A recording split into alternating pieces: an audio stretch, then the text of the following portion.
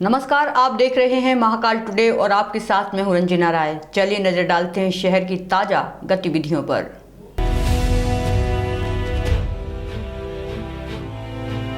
उज्जैन के अंकपात मंगलदास रोड पर रविवार की सुबह सैर सपाटे के आयोजन के दौरान गैस सिलेंडर से ब्लास्ट हो गया। दरअसल गुब्बारों में गैस भरने वाले सिलेंडर का ब्लास्ट हुआ है, जिसमें 6 लोग घायल हुए हैं।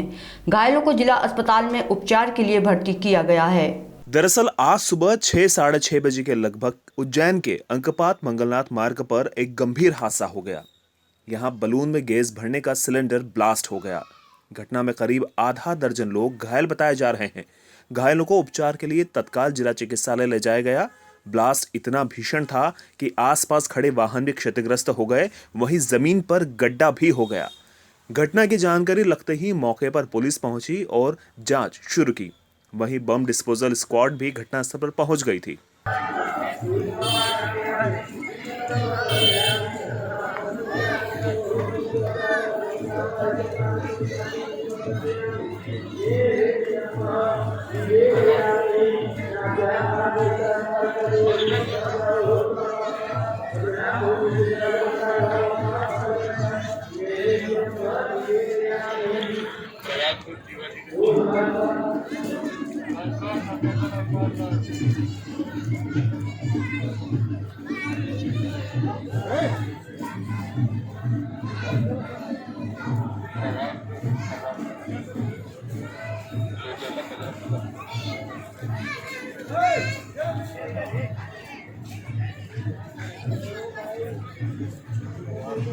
शहर में रविवार सुबह अंकपात मंगलनाथ मार्ग पर सैर सपाटा मनोरंजन कार्यक्रम का आयोजन होता है। इस कार्यक्रम में बड़ी संख्या में शहरवासी पहुंचते हैं। सुबह भी कार्यक्रम चल रहा था। यहां अलग अलग जगह पर अलग अलग आयोजन हो रहे थे। बच्चों के मनोरंजन के लिए दुकानें भी लगी हुई थी। ऐसे में बलून में गैस भरकर बेच रहे एक व्यापारी के गैस सिलेंडर में अचानक ब्लास्ट हो गया। घटना के दौरान बच्चे व युवा आसपास खड़े हुए थे। ब्लास्ट इतना भीषण था कि करीब आधा दर्जन लोग इसकी चपेट में आ गए। घटनास्थल पर नगर निगम सभापति सोनू गहलोत भी मौजूद थे।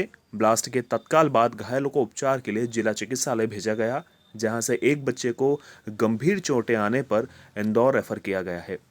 तो होश ही नहीं, एकदम से जैसी सिलेंडर फटा वैसे ही मेरे को चक्कर खा के गिर पड़ा। और उसके बाद में जब मेरे को होश आया तो मेरा पैर सारा मुड़ा हुआ था। फिर मैंने पैर को सही करा।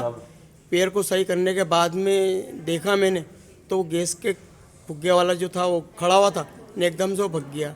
अब मैंने देखा तो मेरी सारी दुकान का सामान वामान सब बिखर गया और मैं तो ऐसे किसी बैठा और नाले का पानी तक के ऊपर आ गया। इतना खतरनाक स्पॉट हुआ। आपके अंदाजन कितने बच्चे और कितने लोग घायल हुए होंगे? मैं अभी तो सर यहाँ पे हॉस्पिटल में तो एक बच्चा आया, उसके पूरा पीछे का पुट्टे का मांस फट गया तो उसको इंदौर रेफ़र करा है। और भी हैं 2-3 जने जो मेरे को पता नहीं। और फुग्गे वाला उसके पास 3 सिलेंडर थे, 2 तो बड़े वाले ऑक्सीजन सिलेंडर थे और एक इसमें का राख का बनाने वाला था।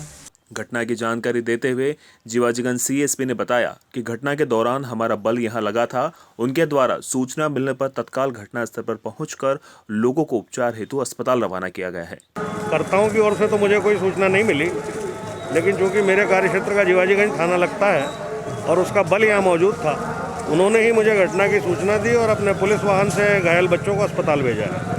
वहीं पूर्व निगम सभापति सोनू गहलोत ने बताया कि घटना के तत्काल बाद हमारी टीम द्वारा घायलों को उपचार के लिए अस्पताल भेजा गया है। कार्यक्रम शुरू होने के पहले एक गुब्बारे में गैस भरने का छोटा सिलेंडर में कोई घटना हुई है, जिसमें कुछ बच्चे घायल हुए हैं। उन सब बच्चों को तत्काल अस्पताल पहुंचाया गया और पुलिस प्रशासन से भी आग्रह किया गया था। पुलिस भी आ गई थी और उसकी जांच करेंगे कि वो जो गुब्बारे का सिलेंडर फटा हो कैसे फटा है। सर, आप गए बच्चों के पास? बिल्कुल, हमारी पूरी टीम बच्चों के साथ पहुंच गई थी अस्पताल और अस्पताल के अंदर उनका उपचार भी जारी है और बाकी सब सहायता भी उनको प्रदान करेंगे। उज्जैन के उन्हेल थाना क्षेत्र के ग्राम पानखेड़ी में एक हत्या का सनसनीखेज मामला सामने आया है। गौर करने वाली बात यह है कि हत्या करने वाला कोई और नहीं, उसका अपना ही सगा भाई है। मामूली सी बात पर विवाद हुआ और उसने छोटे भाई की कुल्हाड़ी मारकर हत्या कर दी। हत्या के आरोपी को पुलिस ने मौके पर ही गिरफ्तार किया है। दरअसल घटना रविवार की सुबह करीब 10 बजे की है, जब 30 वर्षीय जगदीश आंजना अपने खेत पर था। इसी दौरान उसका बड़ा भाई रामेश्वर आंजना भी खेत पर आ गया। किसी बात को लेकर दोनों में बहस हो गई। बहस इस कदर बढ़ गई कि दोनों में मारपीट शुरू हो गई। इस दौरान बड़े भाई रामेश्वर ने खेत पर बनी टापरी में से कुल्हाड़ी उठाकर अपने छोटे भाई जगदीश पर हमला कर दिया। उस पर इस कदर खून सवार हुआ कि उसने एक के बाद एक कई वार किए और छोटे भाई जगदीश को मौत के घाट उतार दिया और मौके से फरार हो गया। उन्हेल थाना प्रभारी दौलतराम जोगावत के मुताबिक गांव के भगवान सिंह पिता हीरालाल आंजना द्वारा सूचना दिए जाने पर पुलिस के साथ फॉरेंसिक टीम भी मौके पर पहुंची और मृतक की लाश बरामद कर पीएम के लिए अस्पताल पहुंचाया। टीआई के मुताबिक आरोपी को भी राउंड अप कर लिया गया है। भगवान सिंह आंजना निवासी पानखंडी ने सूचना दी थी कि हमारे गांव के तोलाराम आंजना का लड़का है जो जगदीश, उसका भाई रामेश्वर ने उसको कुल्हाड़ी मार के हत्या कर दी है।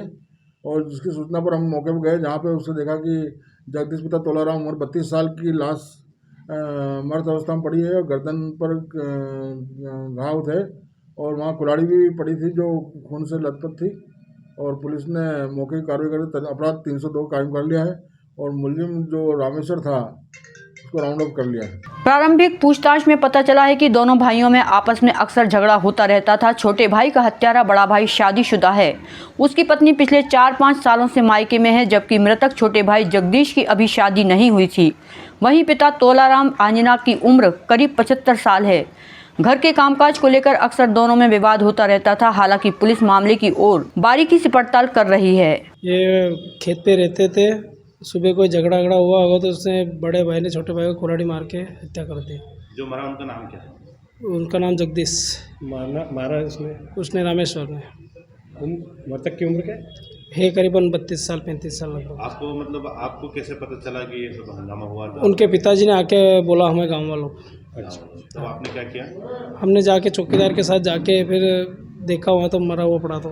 एक ये जगदीश पिता तोलाराम है, इसका मर्डर हुआ है, ब्रूटल मर्डर है और इसको कुल्हाड़ी से मल्टीपल वार से मारा गया है। और बता रहे हैं ऐसा परिजन द्वारा बताया गया है कि स्वयं के भाई ने ही मारा है। तो उसको भी मतलब पुलिस द्वारा सर्चिंग की जा रही है। दूसरा, ये कुल्हाड़ी जैसे उससे गर्दन काट दी गई है इसकी और सिर पे मल्टीपल वार है। इसके स्वयं के घर में ही हुआ, घर के बाहर आंगन में हुई है ये घटना। उज्जैन में कोरोना मरीजों की संख्या एक बार फिर बढ़ने लगी है, जिसको देखते हुए पुलिस प्रशासन ने रोको टोको अभियान शुरू किया है। जिसको देखते हुए सड़कों पर निकलने वाले लोगों के खिलाफ मास्क नहीं पहनने पर समझाइश देकर उनको हिदायत दी जा रही है।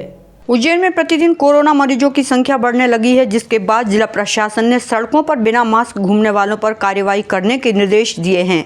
बावजूद लोग अभी भी सड़कों पर बिना मास्क पहने निकल रहे हैं। ऐसे लोगों को शहर के कई चौराहों पर पुलिस ने कार्यवाही कर रोका और उनको मास्क पहनने के लिए टोका। जिला प्रशासन ने कल से रोको टोको अभियान की शुरुआत की थी। उसी के तहत शहर के विभिन्न स्थानों के पुलिसकर्मी और अलग अलग विभाग की टीम शहर के अलग अलग चौराहों पर बिना मास्क पहने घूम रहे लोगों पर कार्यवाही करते हुए दिखाई दिए। पुलिस ने सड़कों पर 2 व्हीलर वाहन पर सवार एवं मैजिक ऑटो चालकों को रोका और उन्हें मास्क पहनने की सलाह दी। हालांकि पुलिस और प्रशासन ने लोगों को आज मास्क पहनने की समझाइश दी है। आगे से कार्यवाही को कड़ाई से पालन कराते हुए 200 रुपये की चालानी कार्यवाही भी की जाएगी। बना चालन बना। तुम्हारी ये क्या डालने के लिए इतना सारा जुर्माना है? गाड़ी में मास्क रखो, सर इसका नहीं है, फाइन लगाएगा 200 रुपये है। अब ध्यान रखना, सब सवारी बिना मास्क के सवारी नहीं बिठाओगे। बोल रहा हूँ, बिना दिन है, समझा दे रहा हूँ, बल्कि जुर्माना फाइन। नगर निगम की टीम और पुलिस की संयुक्त टीम है। अभी जो कोरोना को देखते हुए जो आंकड़े बढ़ रहे हैं, उसको देखते हुए पहला दिन है, आज तो समझ दे रहे हैं और कुछ फाइन भी कर दिए जो नहीं मान रहे हैं। और रोको टोको अभियान के तहत मास्क लगाने की समझ दे रहे हैं। बहुत सारे नागरिक तो अपनी जेब में ही मास्क ले रहे हैं, लगाते नहीं हैं, तो उनको समझ दे रहे हैं। और जिसके पास बिल्कुल मास्क नहीं है तो उसको फाइन भी कर रहे हैं। पुलिस के जवान और नगर निगम के लोग लेके हम लोग जो है चालानी कार्रवाई कर रहे हैं और अवेयर करा रहे हैं लोगों को कि वो मास्क लगा के रखें, क्योंकि कोरोना की तीसरी लहर आने की संभावना है। इसके मद्देनज़र सबको अलर्ट किया जा रहा है और कार्रवाई की जा रही है। नागदा में बजरंग दल के नेता राखू चौधरी की हत्या के बाद गायरी समाज और हिंदूवादी संगठन के लोगों ने एसडीएम को ज्ञापन सौंपकर आरोपियों को गिरफ्तार करने की मांग की है, साथ ही उनके मकानों को ध्वस्त करने की मांग की है। उज्जैन के समीप नागदा में 2 से 3 दिन पूर्व हुई राखू चौधरी की हत्या से गुस्साए गायरी समाज के लोग और हिंदूवादी संगठनों ने आज नागदा एसडीएम को ज्ञापन सौंपकर अन्य आरोपितों की जल्द गिरफ्तारी एवं मामले में पटाक्षेप करने की मांग की है। साथ ही ज्ञापन देने आए लोगों ने आरोपियों के मकान ध्वस्त करने की बात कही। आज नागदा में एक गायरी समाज और हिंदू संगठनों के आरोपियों के खिलाफ सख्त कार्यवाही करने एवं आरोपियों के मकानों को ध्वस्त करने के लिए पालिया रोड से बस स्टैंड तक एक मौन रैली निकाली गई और पुराने बस स्टैंड पर हजारों संख्या में पहुंचकर ज्ञापन दिया। राखू चौधरी की जमीन का मंदिर की जमीन का 4 साल से मारपीट एवं विवाद चल रहा था। आरोपी गण मंदिर से लाखों रुपए की जमीन पर कब्जा करना चाहते थे। आरोपियों द्वारा योजना बनाकर सुनियोजित षड्यंत्र रचकर सुपारी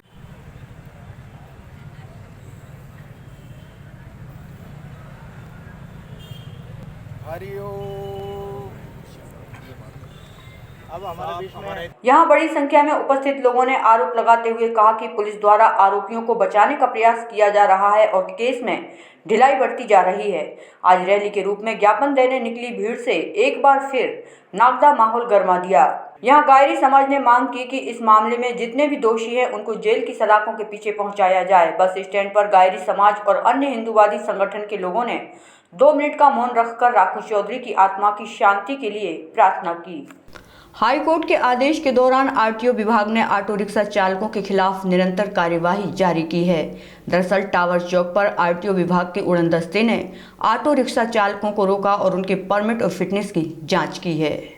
आरटीओ उड़नदस्ता प्रभारी सुनील सिंह परिहार ने टावर चौक पर ऑटो की चेकिंग कर चालानी कार्यवाही की। दरअसल हाईकोर्ट ने पूरे मध्य प्रदेश में अवैध ऑटो पर कार्यवाही करने के आदेश दिए हैं। इसके चलते उज्जैन के टावर चौक पर रविवार को ऑटो चालकों के खिलाफ कार्यवाही की गई। यह कार्यवाही आरटीओ उड़नदस्ता प्रभारी ने की। यहां आने जाने वाले प्रत्येक ऑटो चालक ने दस्तावेज जांचे गए।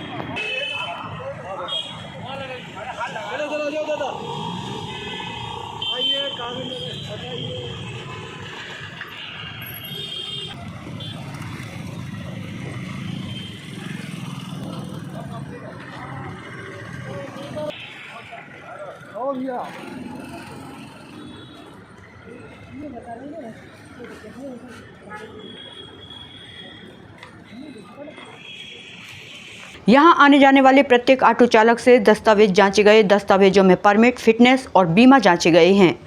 यहां पिछले 1 महीने में करीब 400 से 500 ऑटो पर कार्यवाही की जा चुकी है।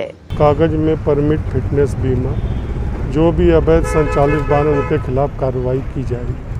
कितने बगैर परमिट के ऑटो शहर में घूम रहे और अभी तक कितने लोगों के खिलाफ कार्रवाई? नहीं, लगभग 400-500 ऑटो पकड़े गए इस बीच में। महीने भर से चल रही कार्रवाई, तो जो भी कोर्ट उनका फाइनल कर रहा है। आशा उषा कार्यकर्ताओं ने नववर्ष के पहले दिन प्रदेश सरकार के खिलाफ अपनी मांगों को लेकर टावर चौक पर प्रदर्शन किया है। आशा उषा कार्यकर्ताओं का संघर्ष नए साल में भी शुरू हो गया है। यहां शनिवार को टावर चौक पर उज्जैन ब्लॉक की आशा उषा कार्यकर्ता पहुंची। प्रदेश सरकार के खिलाफ नारेबाजी के साथ ही यहां पर शपथ भी ली गई। संगठन की जिला अध्यक्ष निर्मला यादव ने जानकारी देते हुए बताया कि जब तक उनकी मांगें पूरी नहीं होंगी तब तक संघर्ष जारी रहेगा। उन्होंने कोरोना काल के समय ड्यूटी की है जिसका अभी तक वेतन नहीं मिला है। अब आने वाले समय में वे किसी भी प्रकार की महामारी में ड्यूटी नहीं करेंगी। दरअसल यह प्रदर्शन संकल्प दिवस के रूप में किया गया है जो कि प्रदेश स्तर पर था। मैं आशा पर्यवेक्षक आशा उषा सहयोगी संयुक्त मोर्चा मध्य प्रदेश के आह्वान पर आज दिनांक 1 जनवरी 2022 को प्रदेश व्यापी संकल्प दिवस के अवसर पर यह संकल्प लेती हूँ कि आशा पर्यवेक्षक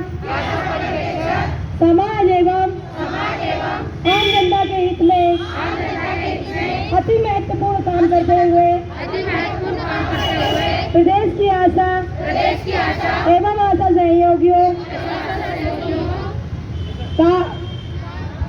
के प्रति सरकार के अनुचित, अवैधानिक, अन्यायपूर्ण, अमानवीय रवैये के खिलाफ संघर्ष जारी रखूंगी।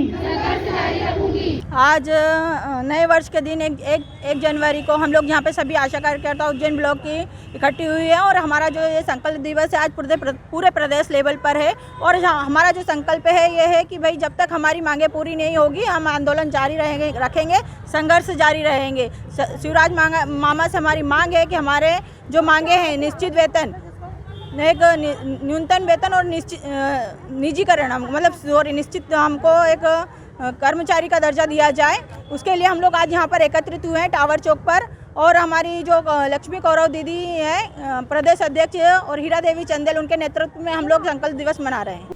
नववर्ष के अवसर पर ज्योतिर्विद पंडित अजय व्यास जी द्वारा जानते हैं कि 12 राशियों में क्या क्या घटित होने वाला है और क्या होने वाले हैं शुभ कार्य। आइए सुनते हैं इनकी ही वाणी से। महाकाल टुडे चैनल के सभी दर्शकों और शहरवासियों को नमस्कार। आइए जानते हैं आज का पंचांग 3 जनवरी 2022 संवत 2078 आनंद नाम संवत्सरे पोष मास शुक्ल पक्ष तिथि प्रतिपदा वार सोमवार दिशा शूल पूर्व की दिशा आवश्यक होने पर दर्पण देखकर निकले। राहु काल 7:30 से 9 बजे तक रहेगा। आइए जानते हैं आज का दिन राशिफल। मेष राशि जातकों आज धार्मिक आध्यात्मिकता के अंतर्गत में दिन माना जाएगा, साथ में लाभ के शुभ अवसर भी बन रहे हैं। वृषभ राशि जातकों के लिए सहयोगियों के सहयोग के अधीनस्थों का सहयोग मिलता है, राज्य संबंधित कार्य होते हैं। मिथुन राशि जातकों आज का दिन विशेष लाभकारी माना जाएगा, लाभ के अवसर प्राप्त होंगे।